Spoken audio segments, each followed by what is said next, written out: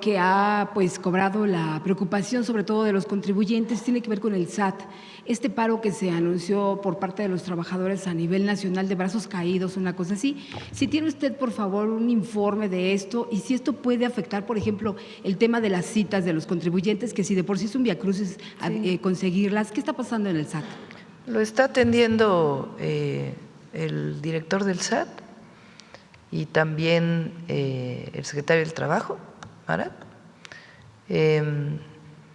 y ya les damos más información. Son pocos trabajadores realmente los que están haciendo este planteamiento, pero se les está atendiendo a todos. La recomendación sería que aquellas personas que tienen ya una cita programada acudan, al margen de que si se aclara o no, o cuál es la afectación.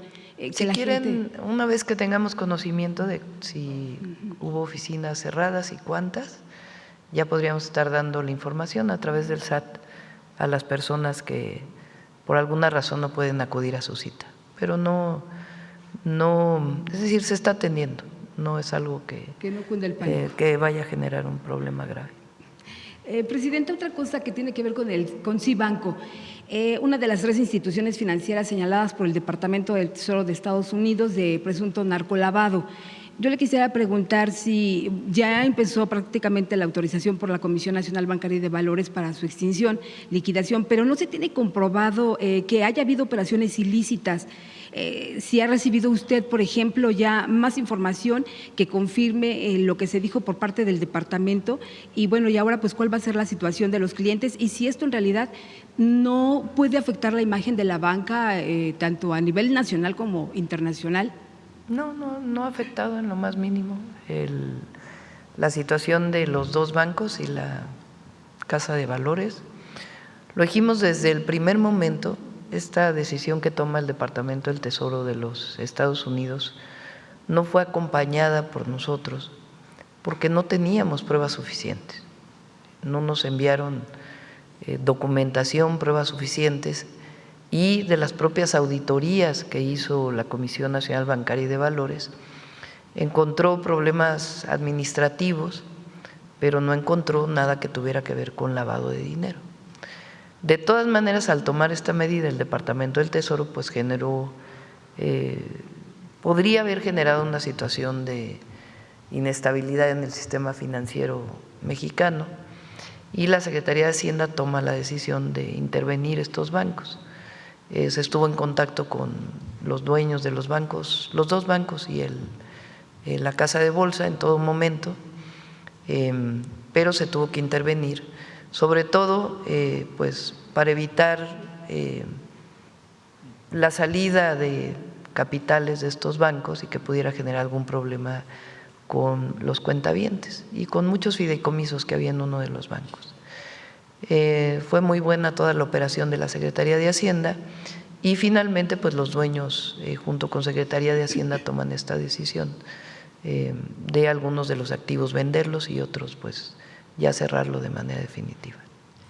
Porque al final, bueno, esto es una muestra de hasta dónde puede llegar el temor de los inversionistas, que culminó en una situación en donde no se aclaró esta acusación principal y sin embargo llevó a… Por eso nuestra insistencia siempre de la coordinación. Ellos, Departamento del Tesoro, la actividad que además todavía no ocurre porque la fueron aplazando, era pues evitar las transferencias, que es lo que ellos pueden hacer desde los Estados Unidos. Y nuestra solicitud todo el tiempo al gobierno de los Estados Unidos y de manera escrita y de manera verbal, pues es que cualquiera de estas acciones que pueda provocar algún problema en nuestro sistema financiero o en general contra alguna persona, pues tiene que tener pruebas suficientes.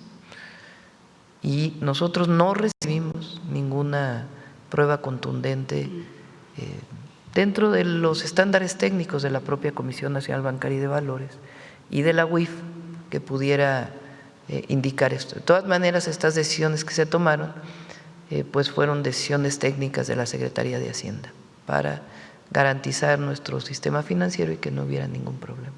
Y sobre todo a los cuentavientes, a los ahorradores de estos bancos. Sí, gracias, presidenta. Ahora, en cuanto al censo, ayer escuchábamos por los testimonios de los afectados que temen que esto pueda prolongarse mucho tiempo. ¿Ustedes han calculado cuánto tiempo podría llevar concretar este censo? Ahorita escuchábamos que para evitar burocracia y esto están avanzándose, eliminando muchas suspicacias de que pudieran cometerse ahí entre los afectados, pero ¿cuánto tiempo podría llevar o ya verse esta intención de la gente que siente que se les está atendiendo y no que acusan que pues los han olvidado? Hay varias acciones de emergencia que estamos realizando que son muy importantes. En primer lugar es la apertura de caminos de las comunidades que todavía están aisladas y garantizar los puentes aéreos, las despensas, el agua y el censo de las localidades aisladas para poder saber en qué situación está cada una de las personas que vive ahí. Hay comunidades aisladas de 500 habitantes, otras de 1000 habitantes y algunas de más habitantes. Pero en todos los casos, los gobiernos de los estados, Defensa, Marina, están haciendo este trabajo y para poder garantizar la atención a la población. Ese es el primero. Lo segundo, al mismo tiempo, no es que uno vaya primero y el otro después, es la limpieza. Como sabemos, Poza Rica, Álamo, El Higo ahora, que ya pudo disminuir el agua, algunas otras localidades de Veracruz y también partes de localidades de los otros estados, por ejemplo, Huauchinango, Puebla, pues es una parte pequeña de la localidad que fue afectada. En todos los casos, pues hay que garantizar la limpieza y la sanitización, que es lo que se está haciendo ahora para poder evitar algún incremento de dengue principalmente, ¿no? Sobre todo en los lugares pues de mayor temperatura. Entonces, están llegando a Poza Rica, a Álamo y a las demás localidades de Veracruz y a todas las localidades mucha maquinaria, maquinaria de defensa, maquinaria de marina, maquinaria del gobierno del estado de Veracruz, maquinaria de estados vecinos que están enviando, incluso maquinaria de la Ciudad de México que está por llegar, o una ya llegó ayer en la noche. Agradecemos a la jefa de gobierno, al gobernador de Tamaulipas, que han estado apoyando mucho a Veracruz, para que pues se pueda hacer toda la limpieza. Se requiere pues distintos tipos de maquinaria dependiendo la calle y al mismo tiempo pues la limpieza de las viviendas, dentro de las viviendas. Y para eso pues están llegando más elementos. No solamente en Veracruz, sino en todas las entidades. Después, al mismo tiempo, donde ya puede pasar nuestros compañeros servidores de la Nación, pues están los censos. Conforme vaya terminándose una parte del censo, se van a ir dando los apoyos, no vamos a esperar. Y también el día de ayer hablé con la iniciativa privada, con Francisco Cervantes. Hoy va a haber una reunión, mañana voy a buscar personalmente reunirme con ellos, porque nos han hablado de que quieren apoyar. Entonces, le estamos pidiendo apoyo en despensas, tanto para llevar a las comunidades aisladas como para estas localidades, pues que su casa no está en las mejores condiciones, que no quieran dejarla e irse al refugio, aunque hay cocinas de la Secretaría de Defensa, de Marina, y se han repartido algunas despensas, además de maquinaria que les estamos pidiendo, sobre todo empresas constructoras, para ciertos lugares. Ellos nos plantearon que les gustaría hacer una donación mayor, entonces hablamos de despensas, lo están organizando para que se puedan entregar a la Secretaría de la Defensa Nacional y de ahí distribuirse, para que pueda estar llegando también ayuda, pues no solamente la monetaria que se va a dar en los primeros apoyos, segundos, terceros, sino también pues que tengan el apoyo necesario para alimentación, agua, leche, todo lo que se requiera. Sí, entonces, se está organizando, ya hay despensas en muchísimos lugares, los puentes aéreos, y además pues agradecemos mucho porque mucha gente se ha puesto en contacto con nosotros para poder hacer esta donación. La Secretaría de la Defensa está coordinando todo este proceso y los censos pues van a durar varias semanas. En algunos lugares vamos a acabar más rápido, por ejemplo, Poza Rica, Álamo, pues se va a acabar más rápido, Huauchinango.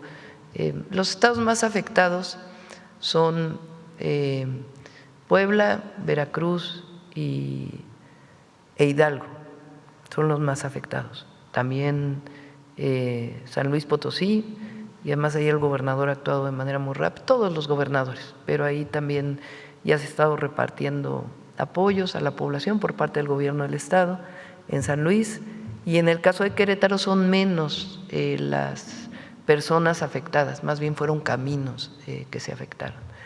Entonces, los censos, pues la idea es que hay unos que se van a terminar esta semana, ahí en donde no hubo muchas afectaciones, y otros pues que van a llevar más tiempo, sobre todo en las comunidades aisladas.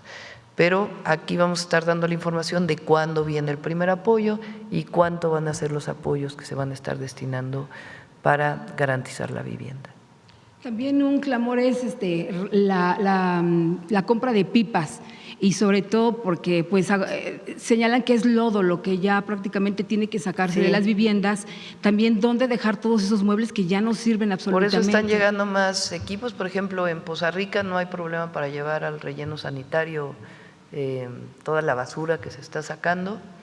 En Álamo se puso ya un terreno de la defensa para poder hacer un centro de recepción de residuos sólidos, y de ahí se llevaría al relleno sanitario porque queda más retirado. Entonces, en todos los lugares también estamos determinando para poder levantar toda la basura. Y repito, están llegando la maquinaria, porque pues no es suficiente la maquinaria del municipio para poder estar levantando la basura.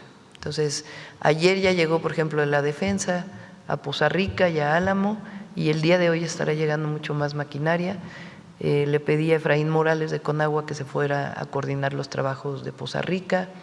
En el caso de Álamo está María Luisa Albores, de Alimentación para el Bienestar, coordinando los apoyos junto con la gobernadora y la presidenta municipal. En el caso de Ligo mandamos al equipo de Fonatur para poder estar coordinando y apoyando y tener pues la garantía de que está llegando toda la maquinaria. Y así en cada uno de los lugares. Leti Ramírez está apoyando al gobierno de Puebla para poder tener información permanente y con equipo. En Hidalgo está toda la Secretaría de Gobernación apoyando al gobernador, además de Defensa, Marina y todos los apoyos que se están dando. Es decir, hay responsables y un centro de mando aquí en Palacio Nacional vinculado con el Centro de Mando de Protección Civil, de Defensa y de Marina, para tener toda la información de manera permanente y estar tomando decisiones. Y por último, Presidenta, ¿tiene noticias o más información respecto a estos autos particulares y vehículos? Hasta 2 pipas se hablaba en Chiapas que pues fueron incendiados, y donde evidentemente es la delincuencia quien decían que grupos armados los habían colocado. En fin, ¿tiene más información respecto a esto? Lo informaron hoy en el Gabinete de Seguridad y le pedimos que pudiera enviar más información, que sea pública la información de lo que pasó en Chiapas. Sí, adelante.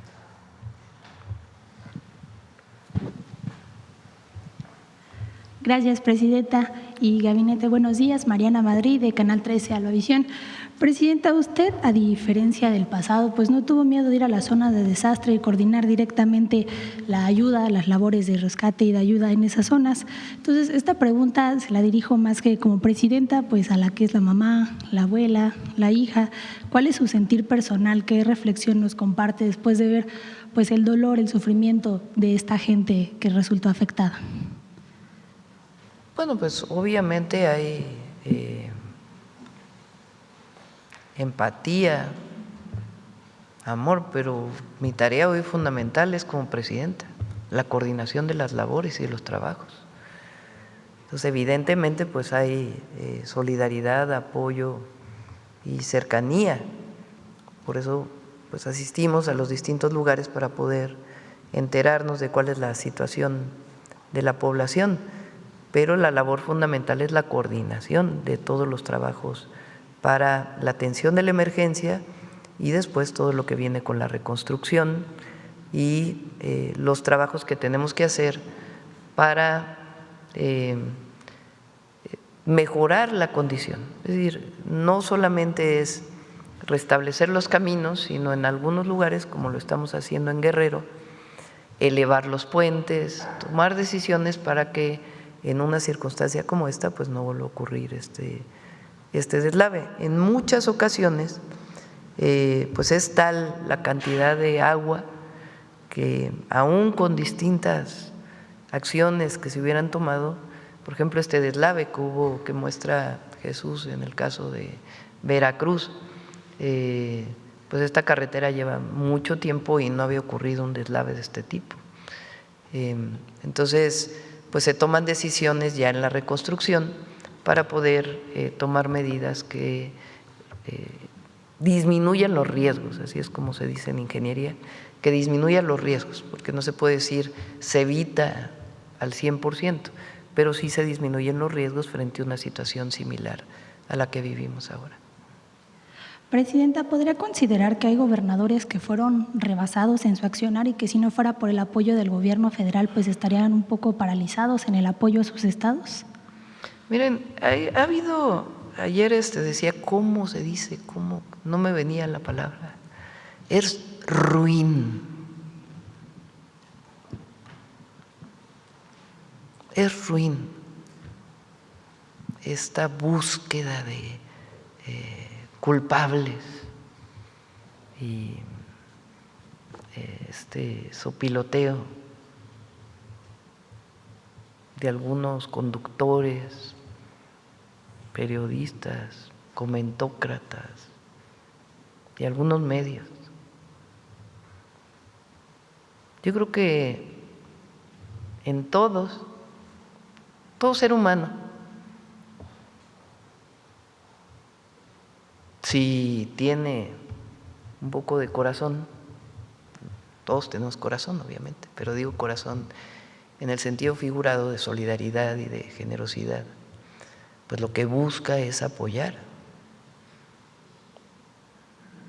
Pero esta idea de que vamos a buscar qué no hizo el gobernador de Querétaro, qué fue lo que le faltó a la gobernadora de Veracruz, ¿por qué el gobernador de Puebla?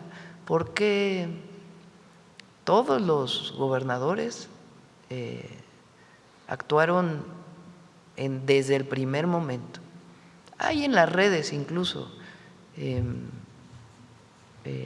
desde las propias áreas de protección civil de los municipios, de los gobiernos, alertando desde la noche que iba a haber crecimiento del río, porque no pues se conocía previamente esta circunstancia, que difícilmente pudo haberse previsto la cantidad de lluvia que iba a caer en esta zona. Yo creo que lo más importante es que están actuando los 5 gobernadores, todos los presidentes municipales también actuando.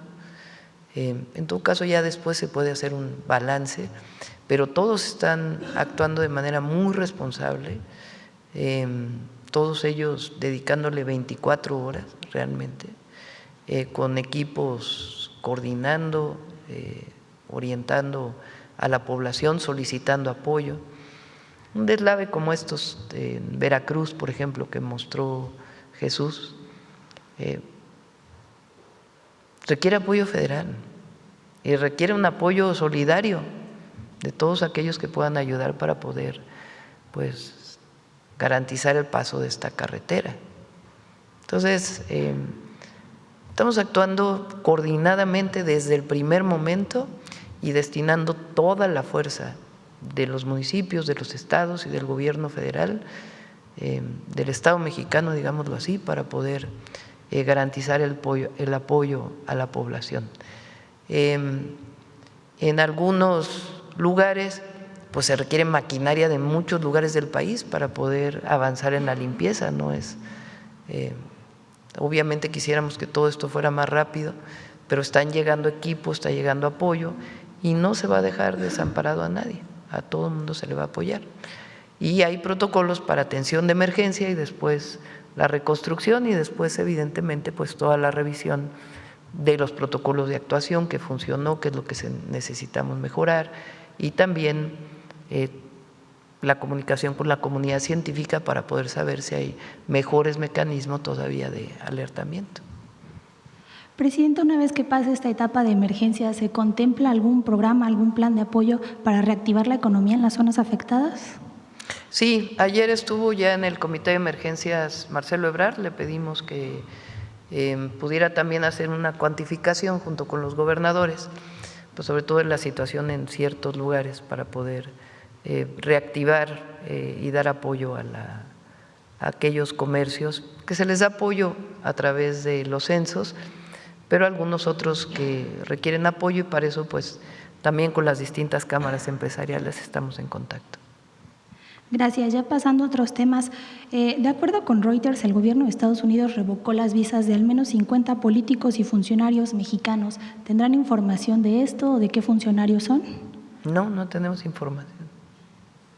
Y no es porque no, el gobierno de los Estados Unidos ha sido muy claro en esto, de que es una información personal. Quien lo sabe, pues es la persona que en todo caso le pudieron haber retirado la visa, pero no es una información que ellos compartan con el gobierno de México, dado que es una información personal, a menos que hubiera una investigación que ya tuviera que ver con seguridad pública y entonces se podría conocer, pero son informaciones de manera individual que hace, en este caso, el gobierno de los Estados Unidos, sea a través de la embajada o de los consulados. Gracias. Y finalmente preguntarle, ayer en Tabasco detuvieron a un menor de 14 años acusado de asesinato, de secuestro, entre otros delitos. ¿Qué otras acciones se podrían realizar, qué otras medidas tomar incluso a nivel estatal o municipal pues para atender a los menores que delinquen, que deciden pues unirse al crimen organizado? Y si esto no podría abrir el debate de que a los menores que cometen este tipo de delitos como asesinato o crimen organizado se les pueda juzgar como adultos. Sí. En el programa de atención a las causas tenemos un programa que se llama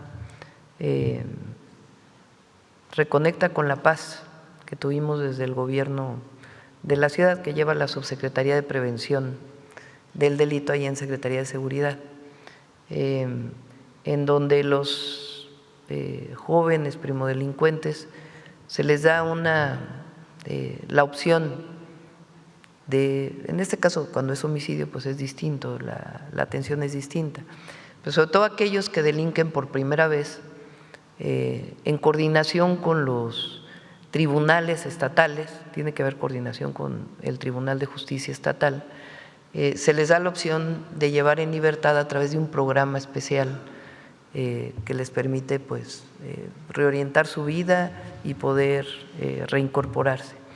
El próximo año, ya lo vamos a anunciar, pero se los puedo adelantar, vamos a tener 2 programas más para los jóvenes.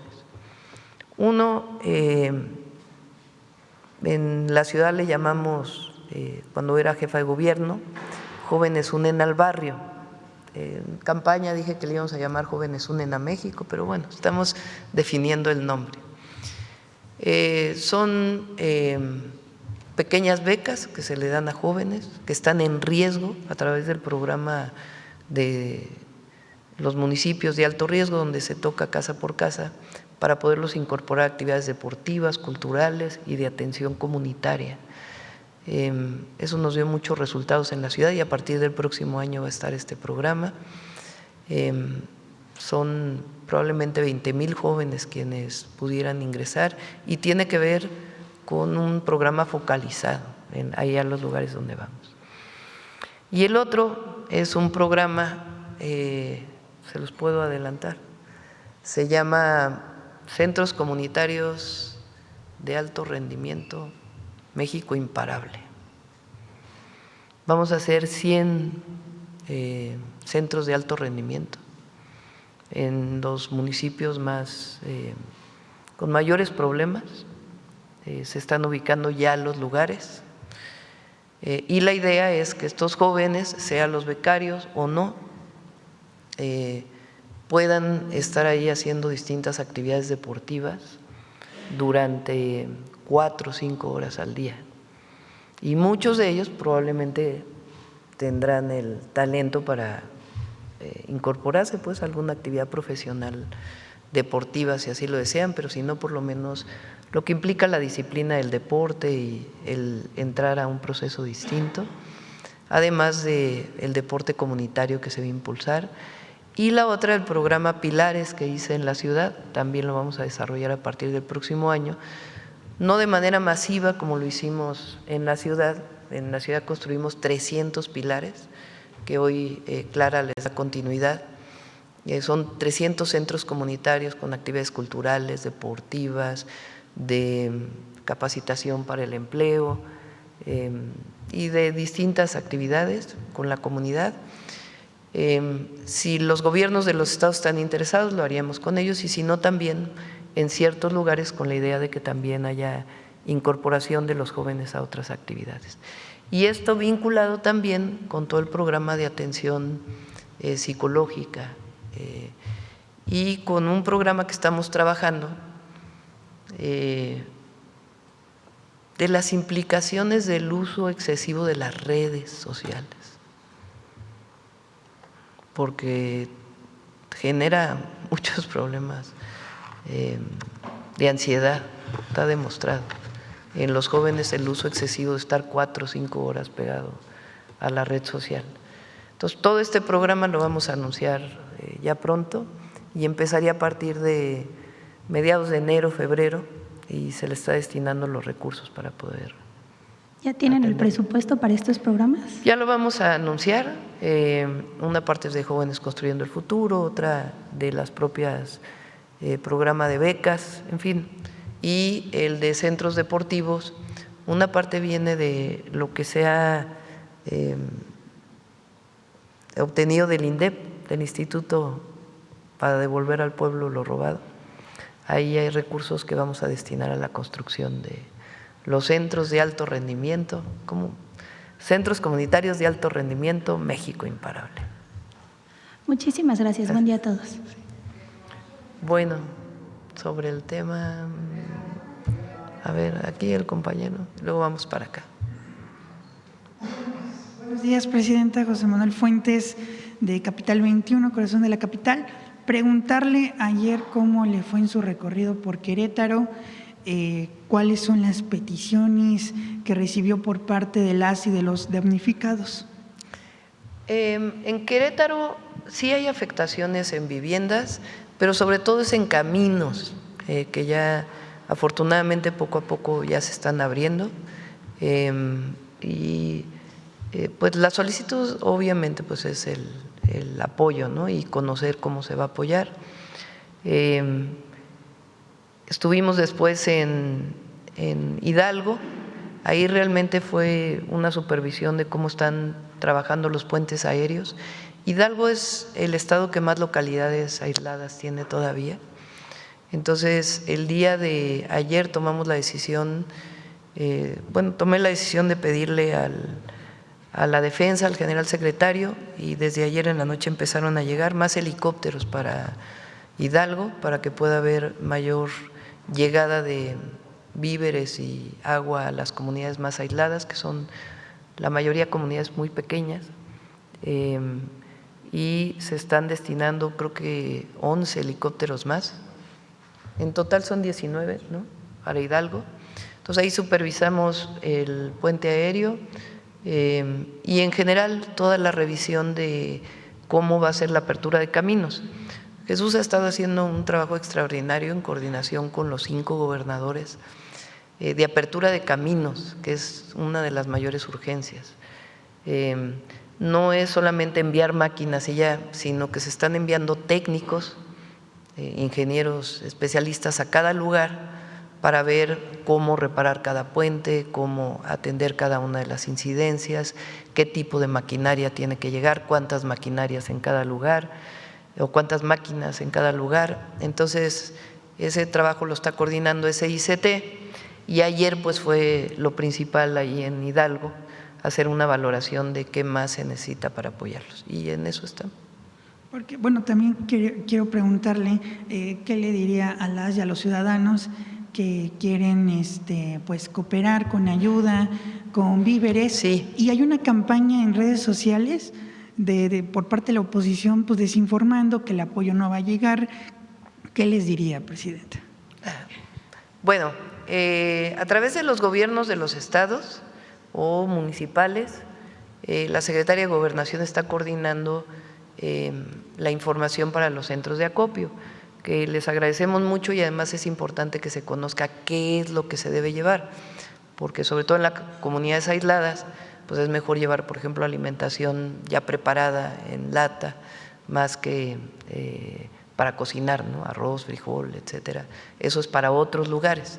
Entonces, toda esta característica organizativa la lleva la Defensa, pero Secretaría de Gobernación nos está ayudando a la coordinación con los distintos municipios y los estados. Se llevan a la Secretaría de la Defensa y de ahí se están dirigiendo pues a cada uno de los lugares y se van a incrementar en estos días todos los apoyos.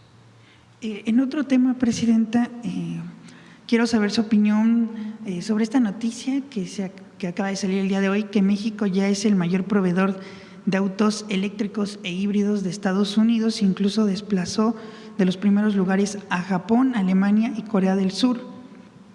Preguntarle qué opinión tiene.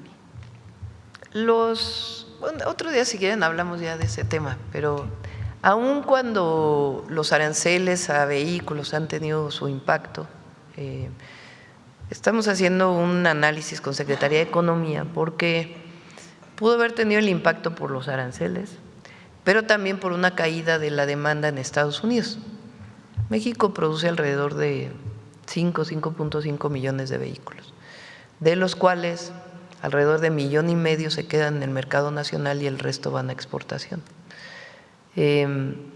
Entonces, la exportación ha disminuido, pero nosotros creemos que en una buena parte es porque cayó también la demanda en los Estados Unidos. Están comprando menos coches por toda la situación en Estados Unidos, no solamente por algunos aranceles que como quiera son menores para nuestro país en términos promedio de lo que es para los demás países del mundo. Igual en el caso de vehículos pesados, que pues ahí también estamos trabajando, ya lo comentaré otro día, para aranceles que planteó el gobierno de Estados Unidos que entrarían en noviembre, también estamos trabajando en ello para poder tener también una situación pues de mayor competitividad desde México que desde otros países del mundo. Pero en efecto han aumentado el número de vehículos eléctricos que se están exportando a Estados Unidos. Por último, presidenta, preguntarle, el domingo pasado se llevó a cabo pues, el primer informe de gobierno de la jefa de gobierno Clara Brugada Molina, en donde pues, la mandataria destacó pues, varios avances en materia de seguridad, en vivienda, también habló pues, de lo que usted hizo por la ciudad y que se siga avanzando. Por ejemplo, ahorita usted acaba de mencionar los pilares, se sigue avanzando pues, en todos estos áreas que usted dejó, y también ella mencionó, y quiero saber en particular su punto de vista, de que ya no hay cárteles inmobiliarios, y esto pues provocó la reacción de los legisladores locales del PAN que se salieran pues en pleno informe de la jefa de gobierno. Se enojaron porque ya no hay cárteles inmobiliarios. Sí. Habló sobre ese tema la jefa de gobierno, de que ya no hay cárteles inmobiliarios, de que se sigue trabajando pues para garantizar el derecho humano a la vivienda, pues y también habló de las utopías. Preguntarle… Muchas felicidades a Clara por su primer año de gobierno. Ha hecho muy buen trabajo. Bueno, muchas gracias, presidenta. Bueno, vamos a ver, Carlos, antes, porque no, luego para acá y luego…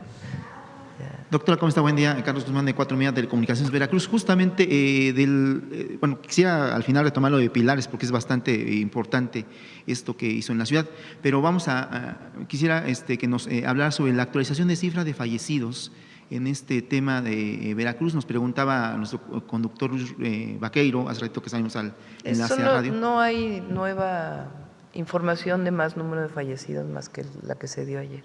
Se mantiene 64 sí. Entonces. Y nos hablaban por ahí que en redes sociales hay varios videos que supuestamente grupos criminales están repartiendo despensas. ¿Tiene alguna información? Bueno, vimos los videos, no tenemos la certeza de que sean videos de los lugares reales, pero pues evidentemente no está bien eso, ¿verdad? Entonces Nosotros, repito, particularmente en Poza Rica, en Álamo, que han salido muchas imágenes ahí, aunque evidentemente hay muchas comunidades afectadas, están llegando todas las máquinas para la limpieza y estamos buscando que este primer fin de semana pueda haber el primer apoyo y que podamos estar también con las despensas apoyando a la población.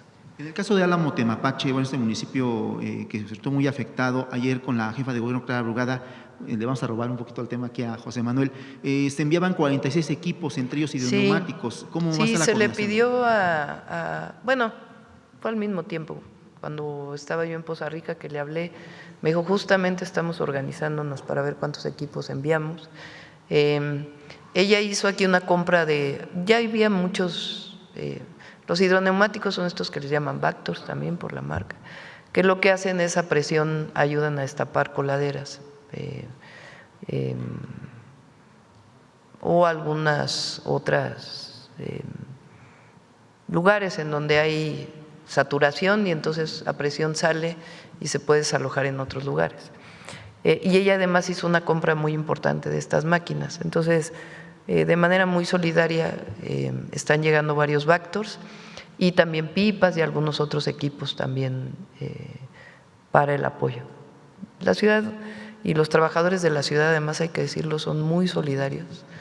Los del sistema de aguas, de limpia, siempre están dispuestos a ir a cualquier lugar a apoyar. Me tocó como jefa de gobierno en varios lugares y los trabajadores siempre en primera línea diciendo a dónde vamos a apoyar. Cambiando de tema, aprovechando que está aquí el doctor Kesenovich, secretario de Salud, que nos actualice el tema del sarampión. Había una información el día de antier, si no mal recuerdo, que mencionaba que únicamente había 4 estados que tenían 0 casos de sarampión. Si nos puede actualizar cómo está el tema y también el tema de la vacunación, justamente con esto que pasó en esos 4 o 5 estados, pero también a nivel nacional. ¿Cómo está el tema, doctora? Si nos puede, o doctor Kesenovich. Afortunadamente, ya 14 estados están cumpliendo los 2 periodos de tiempo en donde no han vuelto a aparecer casos de sarampión. La otra buena noticia, aprovechando su pregunta, es que el brote en Chihuahua ha disminuido en forma muy importante. Ya hemos tenido días en donde no se reportan casos. Ya ve que se reportaban a veces muchos casos. Todavía no podemos cantar victoria, pero se está avanzando. En Chihuahua se ha aplicado más de 1 millón de vacunas y a nivel nacional hemos aplicado más de 10 millones de vacunas. Estamos vacunando cada vez más y tratando de contener el brote. La buena noticia es Chihuahua, en que no ha desaparecido, pero ya hay días en que no se reportan casos. ¿Y el tema de los estados se mantiene así, 4 libres totalmente de casos, doctor? Hay 2 estados que todavía son muy importantes en casos, que son Jalisco y Guerrero. En esos 2 estados todavía tenemos casos, no en el número que teníamos en Chihuahua, pero todavía tenemos casos importantes. En el caso de Guerrero tiene que ver con la sierra y en Jalisco la dispersión, pero estamos controlando los casos. Gracias, doctor. Gracias. Sobre el tema legislativo, doctora, el día de hoy, pues aquí en Senado de la República y Cámara de Diputados, se podría ratificar 2 leyes que usted envió, uno el tema de la ley de amparo y también el tema de esta cuestión aduanal. Y también nos comentaba la semana pasada el diputado Pedro Aces de que el tema de las 40 horas podría salir en este periodo ordinario de sesiones. No sé si usted enviaría iniciativa, se tomaría la que tienen en Cámara de Diputados o qué es lo que procedería, doctora. Bueno, sí, ayer aprobaron en comisiones una nueva redacción del transitorio para la ley de amparo. Parece que el día de hoy se estaría aprobando, tendría que regresar al Senado y la próxima semana estaría llegando al Senado para su aprobación. Esperemos que pues, la próxima semana ya se apruebe. Es una reforma muy importante. y en la oposición ha dicho tanta cosa y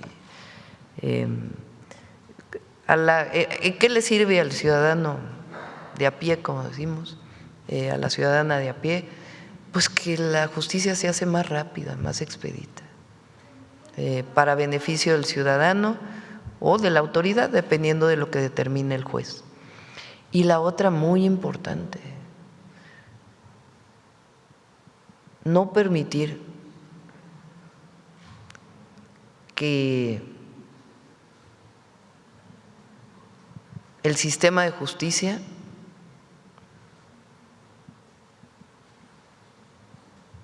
genere las condiciones para que nunca un deudor de impuestos pague. Es decir, que haya, sobre todo en la última instancia, ustedes imagínense que una vez que la Corte, así como está la ley hoy, una vez que la Corte decida, supongamos que decide que una persona debe pagar los impuestos, o el empresario del que hemos hablado. Bueno, ese empresario podría volverse a amparar ante la ejecución y llevarse otros 15 años, así como está la ley ahorita. O sea, gana primera instancia la autoridad, segunda instancia la autoridad, tercera instancia la autoridad. La Suprema Corte le da la razón a la autoridad y podría, con la ley como está ahorita, regresar al principio frente al acto de la ejecución de la sentencia. Y otra vez, y así. Entonces es muy importante que una vez que decide la Corte, pues haya, porque todavía se puede volver a amparar y se le puede dar una suspensión definitiva, pero tiene que depositar en un lugar todo lo que debe, de manera precautoria. O la otra, lavado de dinero. La UIF congela una cuenta, de inmediato el juez le pide que levante la suspensión y sacan todo el dinero de la cuenta. Entonces ahora, si se aprueba la ley, entonces se congela la cuenta y se espera a toda la investigación para saber si la autoridad tuvo razón o no en ese congelamiento. Y si no tuvo razón la autoridad, de acuerdo con el juez, pues entonces puede retirar sus recursos. Pero no en una circunstancia en donde no hay ninguna posibilidad de disminuir el lavado de dinero o detener el lavado de dinero. En el caso de las 40 horas, ¿qué nos puede comentar? En el caso de las 40 horas, en noviembre ya hace una propuesta la Secretaría del Trabajo.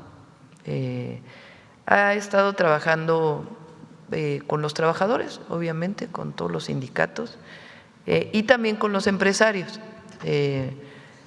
Nuestra idea es que avance 40 horas, pero que siga aumentando el salario, que no sea una por la otra, ¿verdad? Y como hasta ahora todo ha sido un trabajo de consenso, pues se ha buscado que sea consenso. Cómo se hace de manera paulatina la disminución para alcanzar las 40 horas, pero que al mismo tiempo siga aumentando el salario, que no sea un pretexto para no aumentar los salarios. Entonces ya se llegó a un acuerdo y en noviembre Marat estaría presentando la propuesta. Ya para finalizar, este programa Pilares, bueno, que usted lo impulsó aquí en la Ciudad de México, junto al de Jóvenes Unen a México o al barrio, la seguimos durante todo su sexenio como jefa de gobierno. En el caso de los Pilares funcionó bastante bien, especialmente, usted sabe, soy de San Pedro Atocpan, Milpalta. Mucha gente que no estudiaba, incluso de 50 años, está estudiando licenciatura, doctora. Este programa es muy importante y usted ya lo puso en vigor en Yucatán, si no mal recuerdo, con Huacho, hace 3 semanas que estamos haciendo la nota para y en Colima también ya Indira inició con un… Pilares quiere decir punto de innovación, libertad, arte, educación y saberes. Y es un espacio en donde hay una ciberescuela, así le llamábamos en la ciudad, pero esa es la idea. La ciberescuela tiene computadoras, internet gratuito obviamente, y tutores para poder terminar la primaria, la secundaria, la preparatoria, incluso una carrera técnica para cualquier edad, pero en particular para los jóvenes. Tiene, bueno, A Jesús le tocó hacer los 300 pilares, la construcción de los 300 pilares. A ver si tienen unas fotos por ahí de los pilares. El otro día vi que tienen una orquesta monumental de pilares ya. Entonces tiene una ciberescuela, tiene capacitación para oficios o formación para oficios, tiene deporte y actividades deportivas con el programa Ponte Pila y actividades artísticas. Y pues es parte de la recuperación también del espacio público en muchos lugares. Nosotros llegamos a tener 300,000 personas que acudían a los pilares de manera permanente. Y ahí le mando un saludo a Javier Hidalgo, que sigue ahí de responsable de los pilares. Recientemente tuvo un problema de cáncer y estuvimos ahí cerca de él y le mandamos un saludo cariñoso. Y ha hecho un trabajo extraordinario también al frente de los pilares. Y esa es la idea, de poderlo hacer en algunos sitios y en coordinación con los municipios y los estados si ellos quieren incorporarse, para que pueda haber recursos de las tres áreas para hacerlo. Sí. Gracias. Bueno, de este lado vamos para acá, a ver el compañero que estaba desde el otro día. Muchas gracias. Presidenta, el gobierno mexicano a través de la Cancillería dispone del acceso del Fondo Central de Emergencias de Naciones Unidas y el Fondo Fiduciario para el Alivio de Catástrofes. ¿Ha tenido usted comunicación con el canciller para que él solicite? México no es moroso, usted lo dijo hace 2 jueves, que pagó 180 millones de pesos al máximo órgano multilateral. Entonces, ahora que ellos contribuyan y apoyen al gobierno mexicano y a las poblaciones afectadas con la aplicación de estos fondos, ¿hay condiciones para ello, Presidenta? Bueno, vamos a revisarlo. Miren, tanto se ha dicho del Fonden. Ayer vi en las redes, o antier, no me acuerdo, una nota que salió en Proceso. Traían hace mucho tiempo, no me acuerdo qué huracán o qué tragedia hubo, y decían, y el director del Fonden divirtiéndose en no sé dónde, en Las Vegas. Digo, para aquellos que defienden el Fonden, ¿no? O las corruptelas que hubo, a ver si lo traemos aquí, ya que baje un poquito la emergencia, hacemos una revisión de todas las corruptelas que tuvo el Fonden. Este año tenemos para emergencias 19,000 millones de pesos.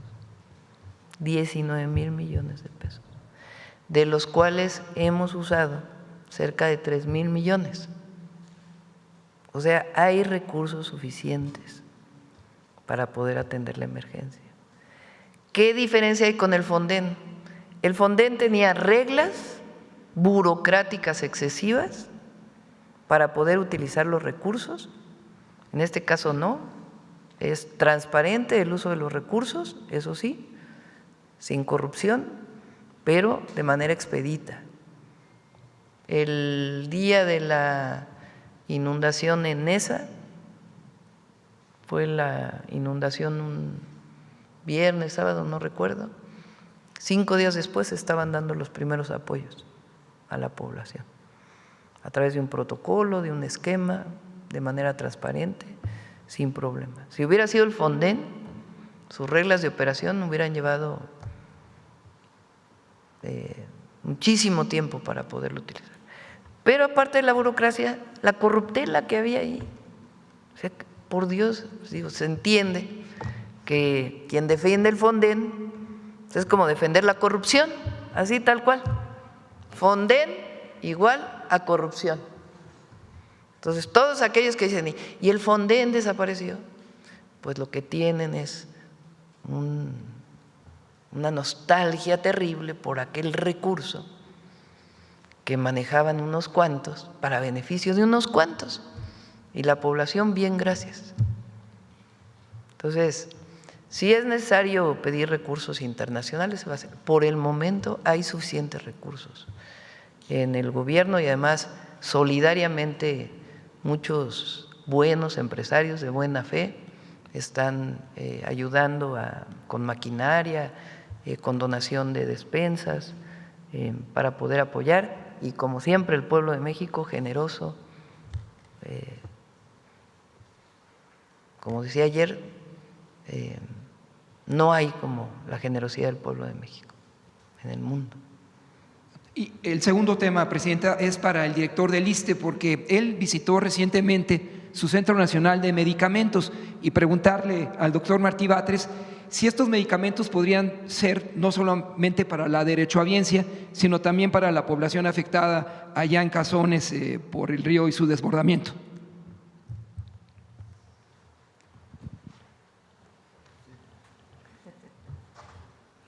Bueno, visitamos el CENADI, que es el Centro Nacional de Distribución.